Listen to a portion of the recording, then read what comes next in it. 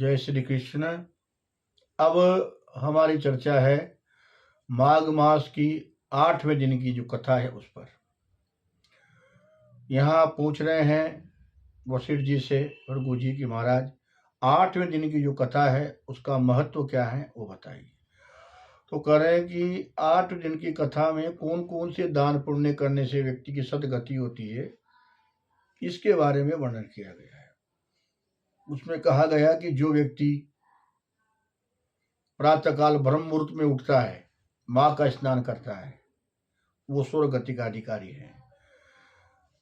षट कर्म करके पितरों को तर्पण करने वाला वो उस दिव्य लोकों का अधिकारी है। नित्य पंचबली, पंचबली में ये सब करते आ जाते हैं। बलि वैश्वदेव है, आपका जो है सो गाय को रोटी देना है, कुत्ते को रोटी देना है, इस तरह के ये जो करते हैं ये पंचबली में करते हैं। 5 प्रकार की चीजें हम देते हैं। अभ्यागत को देते हैं, कोई मांगने वाला आ गया उसको भी दिया जाता है, गायों को चारा डाला जाता है ऐसे। तो जो लोग पंचबली करते हैं उनसे क्या लाभ होता है कि जो डेली हम झाड़ू बुआरी पोछा करते हैं उसमें कीड़े मकोड़े मर जाते हैं, वो जो पाप है वो वहीं नष्ट, प्रतिदिन का पाप प्रतिदिन वहीं नष्ट हो जाता है, जो जाने अनजाने में हो जाता है। इसलिए पंचबली का विधान है।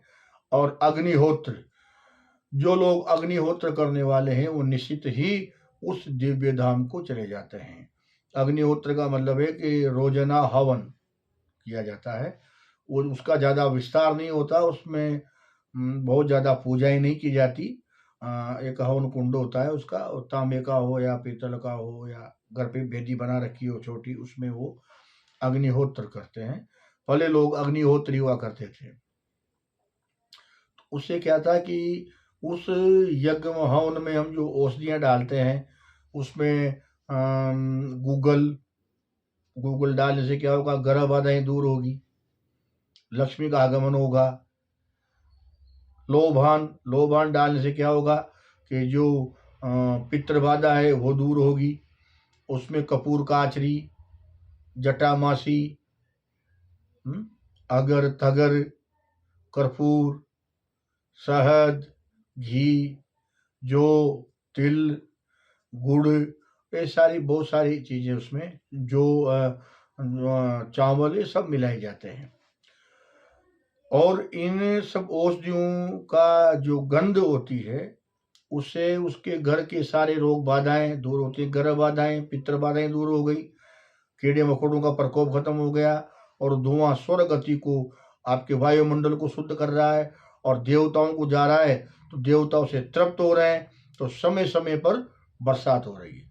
भगवान राम के राज्य में क्या था, प्रत्येक लोग अग्निहोत्री था, हर घर में बलि वैश्वदेव होता था, इसलिए बरसात भी समय समय पे होती है और जितनी चाहे उतनी होती है। ऐसा नहीं कि तुम्हें पानी लवाला भर गया और बह गए लोग मर रहे, नहीं, ऐसा कहीं भी उल्लेख नहीं है रामायण में। जितनी वर्षा चाहिए उतनी बरसात होगी और खूब फसलें लहलाती है, क्योंकि लोग देवताओं को तृप्त कर रहे हैं, पितरों को तृप्त कर रहे हैं। तो अग्निहोत्र करने वाले व्यक्ति भी स्वर्गलोक को जाते हैं। अग्निहोत्र के अलावा पेड़ लगाने वाले, उसमें पीपल, नीम, बटवृक्ष, आम, जामुन, बीलपत्र, ये सब वृक्ष लगाने वाले लोग भी स्वर्ग गति को प्राप्त होते हैं। क्योंकि रास्ते में आपने पेड़ लगाए, अब कितने लोग वहां से निकलेंगे तो छाया में होते हुए जाएंगे, तो वो पुण्य आपको मिला। उसके फल आएंगे, उनको लोग खाएंगे, जीव जंतु खाएंगे, वो पुण्य प्राप्त होगा। या जिसने कुएं, तालाब, बावड़ियां खुदवाई है, वो लोग भी उस स्वर्ग लोक को प्राप्त करते हैं।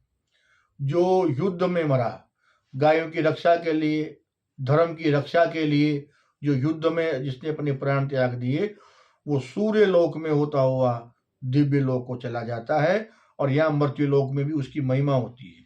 जैसे आज भी हमारे यहाँ जो है सो तेजा जी महाराज हैं, गोगा जी महाराज हैं, कितनी महिमा है, गायों के लिए लड़ाई लड़ी उन्होंने। ऐसे तुलसी की महिमा है कि तुलसी का जो वन लगाने वाला है माह के महीने में, तुलसी की मंजरियाँ, तुलसी दल भगवान के चढ़ाता है, 12 को तुलसी की विशेष पूजा करते हैं। ये सब लोग स्वर्ग लोक को चले जाते हैं। कहते हैं कि तुलसी के बिना सालग्राम को एक क्षण भी नहीं रखना चाहिए। सालग्राम से तुलसी को दूर करने वाले लोग नरकगामी हो जाते हैं। इसलिए सालग्राम से तुलसी भी लेना तो थोड़ी तो वही लगी रहना चाहिए, पूरी नहीं हटाना चाहिए। और फिर उसको भोग आदि लगाने वाले वो सब लोग भी स्वर्ग गति को प्राप्त होते हैं। जो विद्यादान देते हैं, स्वर्ण दान देने वाले लोग हैं, और अन्नदान की महिमा सारे शास्त्रों ने कहा है कि दानों में महादान है तो वो है अन्नदान। अन्नदान से जीव जंतु मनुष्य सब लोग तृप्त होते हैं। इसीलिए संत ब्राह्मण गुरुकुल जहाँ हो वहाँ अन्नदान दें, या जो भी गरीब लोग हैं वो किसी भी जाति समाज के हों, वहाँ भी अगर उनको जरूरत है तो उनको भी अन्नदान देना चाहिए, ताकि उससे वो अपना भोजन करके और अपने प्राणों की रक्षा कर सके। तो अन्नदान की महिमा शास्त्र में आई।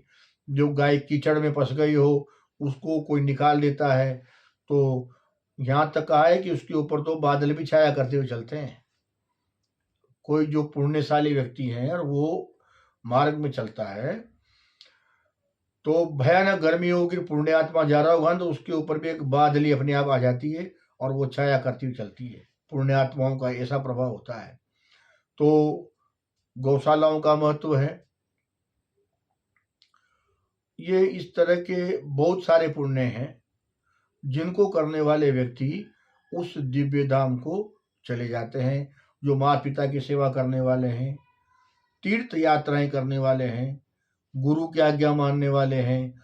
जिसने गुरु की आज्ञा भंग कर दी, अपने माता पिता की आज्ञा भंग कर दी, माता पिता की सेवा नहीं करते, गुरु सेवा नहीं करते, अपने से बड़ों का आदर नहीं करते, वो लोग कैसे स्वर्ग में जा सकते हैं? अर्थात उनको तो नरक में जाना ही है। तो बहुत सारे व्यवस्थाएं हैं स्वर्ग में जाने के लिए। और जो लोग माघ का महीना नहा रहे हैं वो तो निश्चित रूपेण ही सारे पापों का नाश करके और अंत में सदगति को प्राप्त करते ही हैं। तो ये इनके पुण्य का वर्णन था कि किस प्रकार से कौन कौन से दान करें, कौन सा जाप करें। गायत्री का जाप करने वाले, ओम नमो भगवते वासुदेवाय का जाप करने वाले, गुरु मंत्र का जाप करने वाले, ये सब लोग भी उस दिव्य लोक को चले जाते हैं। तो ये कथा आज 8वां अध्याय है माघ मास का, कि आपके सामने यहाँ वर्णन हुआ। अब आगे फिर नई कथा लेकर के आपको सामने आएंगे। और आप सब, अगर कार्यक्रम आपको अच्छा लग रहा है तो वीडियो को सब्सक्राइब करें, शेयर करें। सभी को जय श्री कृष्ण।